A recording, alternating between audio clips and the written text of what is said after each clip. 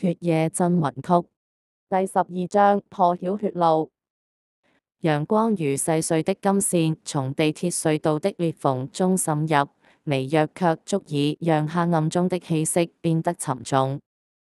吸血鬼的咆哮聲在黎明到來時漸漸低弱，猩紅的雙眼在陽光下顯得暗淡無力。艾斯特緊握銀劍，左眼的劇痛稍稍緩解，金光在他視野中閃爍，仿佛指引着他前進的方向。法蘭克站在他身旁，手中握住沙漠之鷹手槍，臉上的失落被堅定的神色取代。陽光，他們的力量在減弱，艾斯特低聲道，聲音中帶着一絲希望。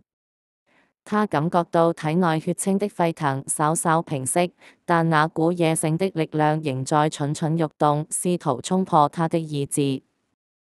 法蘭克點頭道：我們得趁現在衝出去，否則他們會在晚上捲土重來。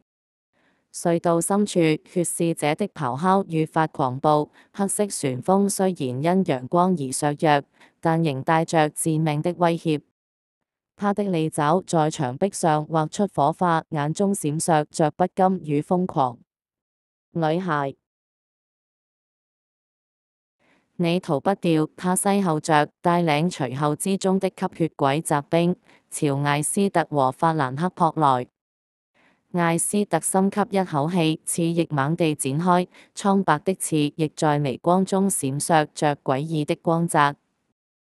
他抱住法蘭克在隧道中奔跑穿梭，未幾找到一條垂直通風道，兩人沿住通風道往上飛快爬行，不一會就走到一條無人大街上。此時血使者追蹤而至，艾斯特不及細想，立即衝向血使者，銀劍燃起熾烈的白色火焰，劍鋒與血使者的利爪碰撞，火花四濺。陽光的削弱讓血使者的動作略顯遲緩，艾斯特抓住機會，翅翼扇動，將自己送入半空，隨即俯衝而下，劍鋒直指血使者的胸膛。血使者試圖以黑色旋風抵擋，但陽光讓他的力量大不如前。銀劍刺穿了他的胸膛，白色火焰順住傷口蔓延，燒灼他的血肉。血使者發出一聲淒厲的慘叫，身體在痛苦中掙扎。艾斯特銀劍乘機迴旋揮出，將對方斬首。成功了！法蘭克喊道，同時開槍擊倒一名試圖從通風口爬出嚟偷襲的吸血鬼雜兵。耀目陽光的照耀讓其他吸血鬼紛紛後退回通風口，猩紅的眼睛中透出恐懼。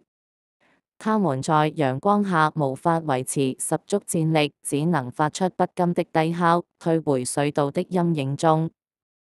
艾斯特喘着氣，收起翅翼，把黏在銀劍上的血液蕩開去。他轉身扶起法蘭克，兩人趁着吸血鬼的退卻，迅速離開街道。陽光灑在他們身上，雖然微弱，卻帶來一絲久違的溫暖。艾斯特的左眼仍在隱隱作痛，但他咬緊牙關，強迫自己專注於逃亡。經過一番艱苦的跋涉，兩人終於在一片廢棄的工廠區與莉莉絲和卡爾文相遇。原來他們是透過追蹤吸血鬼追兵的行動來鎖定艾斯特兩人的行蹤，因此才能在短時間內迅速找到兩人。莉莉絲的機械義肢滿是焦痕，卡爾文的臉上沾滿血污，但他們身後的阿拉斯托爾獵人只剩下寥寥數人。戰鬥的代價沉重，但他們終於爭取到一絲喘息的機會。你們還活着，真是奇蹟！莉莉絲的聲音帶着疲憊，但眼中閃過一絲欣慰。快，跟我們走，另一個基地不遠。一行人迅速轉移，走到附近一個遊艇碼頭，乘坐快艇來到一處隱藏在遠處小荒島地下的秘密基地。這座高科技秘密基地隱藏在偏遠荒島的深處，入口外觀偽裝成不起眼的岩石峭壁，與周圍環境融為一體。基地入口由生物識別掃描器守護，僅對特定 DNA 序列和虹膜圖案開放。門戶以高強度合金打造，無聲或開後通向一條發光的地下通道。內部是一個多層結構，每層都充滿尖端科技。核心區域是一個球形控制室，牆壁由透明的量子顯示屏組成，實時投影全球數據流、衛星監控和人工智慧分析。控制室內 AI 助手以全息投影形式與人員互動，語音指令能即時調動基地的任何系統。基地配備自主能源系統，結合微型核聚變反應爐和地熱發電，確保完全自給自足。這座基地不僅是科技的結晶，更是隱蔽行動的完美堡壘，無人知曉其存在，除非被允許進入。基地內燈光明亮，但空氣中則彌漫着消毒藥水和金屬的氣味。幾名穿着白色防護服的人員迎接他們，將艾斯特和法蘭克帶到一間休息室。莉莉絲解釋道：你體內的血清是我們對抗吸血鬼的唯一希望。我們需要抽取你的血液，進行血漿分離和研究，找出破解吸血鬼詛咒的方法。艾斯特點頭，雖然心底隱隱不安，但他知道這是唯一的出路。他在休息室脫去所有衣物，略為休息和清潔之後，便換上手術服。然後他和法蘭克被引領到一間寬廣手術室。艾斯特躺在冰冷的手術台上，高強度麻醉劑的氣味讓他頭腦昏沉。法蘭克站在一旁，緊握他的手，眼中滿是擔憂。你會沒事的，艾斯特。他低聲道，試圖安慰他，也安慰自己。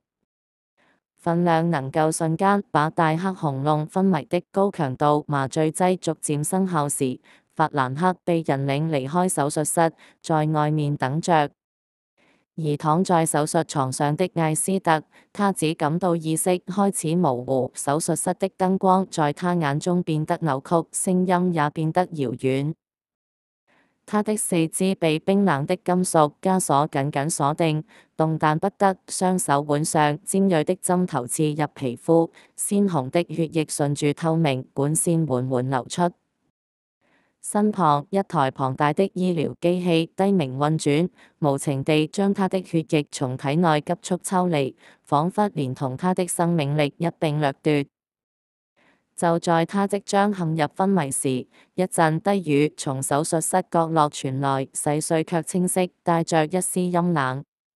血清，抽乾他的血，不能讓他醒來。艾斯特的意識猛地一震，試圖掙扎，但麻醉劑讓他的身體無力動彈。那聲音繼續響起，像是手術人員之間的私語。只要我們能夠完善這條方程式，